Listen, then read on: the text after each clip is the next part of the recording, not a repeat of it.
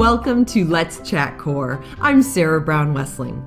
Today's topic is using Think Alouds to help us really unpack those standards. Our learning purpose today is to learn to determine what the standards actually mean for teaching and instruction.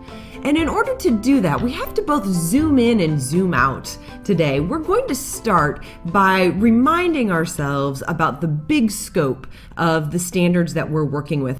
So remember, in these mathematical practices, we have those dispositions, making sense of problems or persevering, to reason, to construct arguments, to model, to attend to precision, to look for and express reasoning, all of these qualities that are so important for our students. But as always, it's not just the math standards that we're looking at. We're also looking at the literacy standards. If you remember from the previous webinar, that the literacy standards are composed of two big sections. One is the English language arts, and the other includes all of the content areas. When you go to the Common Core State Standards homepage, you will see these standards. And in addition to that, when you download the standards, there's also some additional resources that teachers have really found to be helpful. One of these is called Appendix B. It's the text exemplars and sample performance tasks. So when you look at this, it might look as though this is something only for English language arts teachers, but it's not. This is a resource that is valuable to every teacher in the building, because as we know, literacy becomes the responsibility of every teacher in the building as we are working to make sense of the core. So when we download and take a peek at those, at that Appendix B, we're going to see two different things. One of the things in there that we'll see is a list of potential texts, and certainly you'll see a lot of fiction texts in there that are appropriate for that English language arts classroom. But in addition to that, we're also going to see a fabulous list of informational texts that come from the primary sources of all of the disciplines that we teach. And what this reminds us of, and what this points to, is the importance of including primary texts in our social studies classrooms, in our science classrooms, in our math classrooms. These are the kinds of pieces that we have to be able to put in front of our students in addition to their textbooks, so that they really are able to make sense of the world around them in fundamental ways.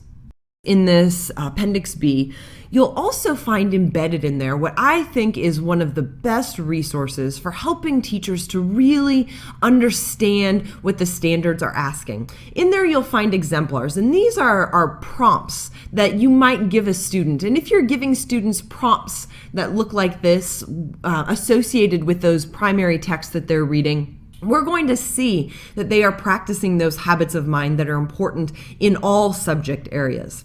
So what I would like to do right now is I want to zoom in on one of these exemplars. And as I read it, what I'm going to ask you to do is I'm going to ask you to think about all of the different things that a student's brain would have to do in order to effectively respond to this prompt. Here we go. Students analyze the role of African American soldiers in the Civil War by comparing and contrasting primary source materials against secondary syntheses, such as Jim Haskins' Black, Blue, and Gray African Americans in the Civil War. I'm going to give you a moment just to pause and think. Perhaps if you're watching this with someone close to you, after you think, you'll take a moment to share with them.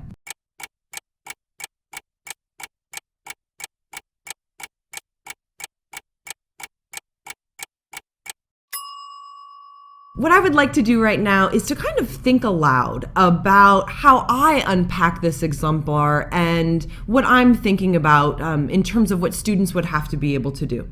The first thing I notice is that the verbs, that there are some really key verbs, and one of those is analyze, that students are going to have to analyze.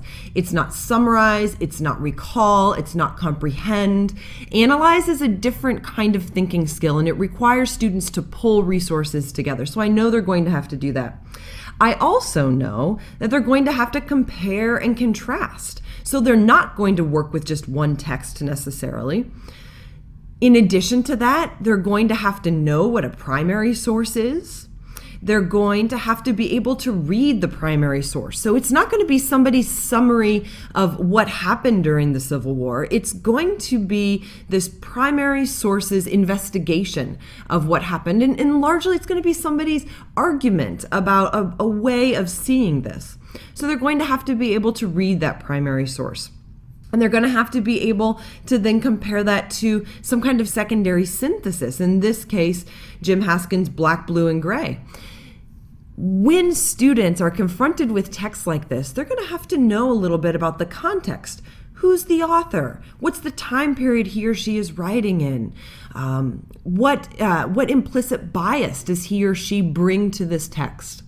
So as you can see, in order to respond to a question like this, students are going to have to use their brains in a lot of really important and oftentimes really complex ways.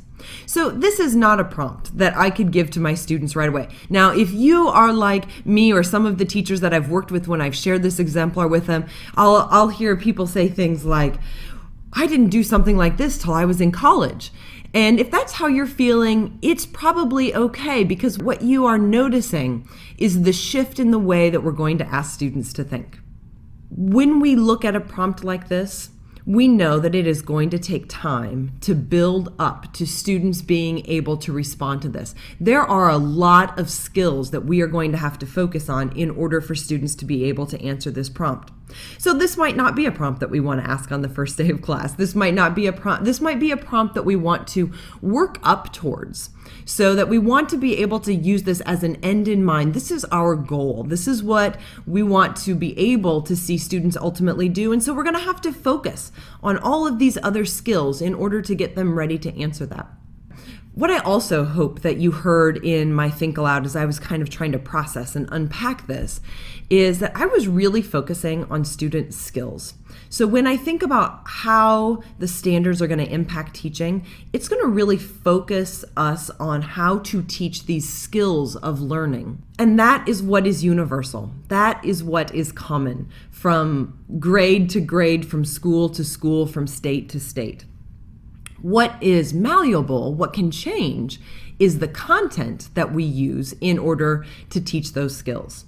So this is one exemplar, but I want to do a couple of more because 9th and 10th grade history and social studies is not applicable to everyone. So this is a 3rd grade sample. I'm going to do the same process. Students explain how the main idea that Lincoln had many faces in Russell Friedman's Lincoln, a photobiography, is supported by key details in the text. When we look at this sample, I want you to do the same thing. What is it that the 3rd grader's brain is going to have to be able to do in order to respond to this prompt?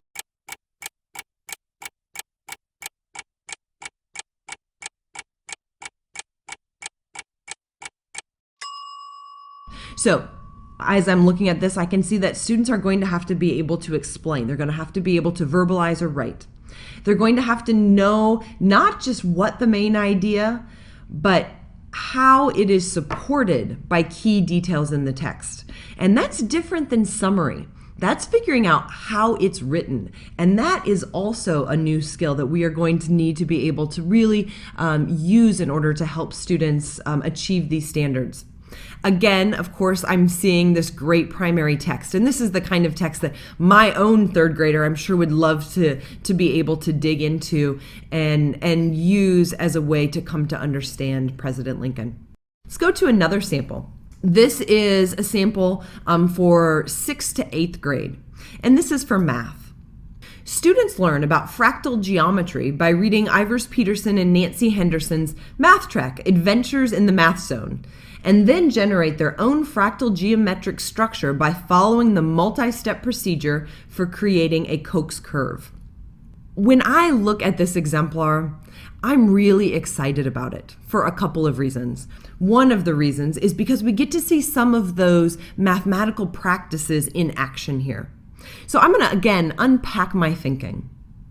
So students are going to learn about fractal geometry. So this means that they are going to come to know it. They're going to do some comprehending, not just by seeing problems, but they're going to come to understand this concept by reading a primary text. And that's something that I think is exciting. And this is a really interesting way for us to think about how to use literacy in the math classroom. This becomes a way for us to use those primary sources to help generate interest, to help students understand how these mathematical practices function in our everyday lives.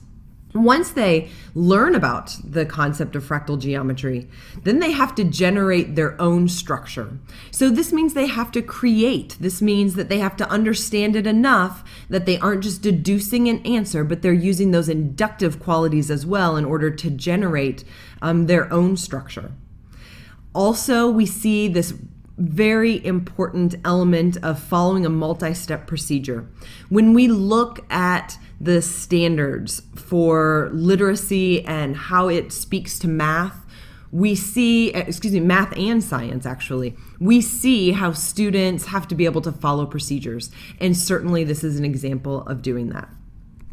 When I show these exemplars to teachers, inevitably there will be a little bit of chit-chat going on, and we all kind of know what this chit-chat is, and it's the big elephant that's in the room. And I'm always excited when one of those brave teachers will raise his or her hand and say, so why is it that I'm going to teach English in my math classroom? And it's really a wonderful opportunity for us to have this discussion about the difference between teaching English and literacy in our classrooms. So the first thing that I remind everyone is that you math and science teachers, social studies teachers, you don't want me to teach your students how to do the kind of writing that's in your course. So if you are teaching industrial tech, you want to teach students how to write concise. You want to teach them how to write procedures. You want to teach them how to use bullet points in order to be clear. You don't want them to write these long narrative introductions with thesis statements and all of this, MLA formatting. That's appropriate for the English classroom. But what we know to be true is that every discipline is built on its own literacy. And that's what makes every teacher an expert in his or her discipline, in his or her area. And so this elephant in the room about this being the teacher's job is actually addressed in the Common Core itself. It actually says the standards insist that literacy instruction be a shared responsibility within the school, recognizing that teachers in other areas must have a role in this development as well. This reminds us that you are the experts of what it means to read and write and think like a scientist or a historian or a chef or an artist or a musician. And it's that expertise that you can bring to the understanding and the inclusion of literacy in your content area. So, to review, today I wanted to remind everyone certainly that literacy standards are for everyone. They're not just for the English language arts teachers. When we look at those exemplars, we know that we are teaching complex skills. And certainly skills are the universal component, and the content is what can shift from classroom to classroom, district to district, state to state. Thank you once again for joining me today, and I hope to see you again soon on Let's Chat Core.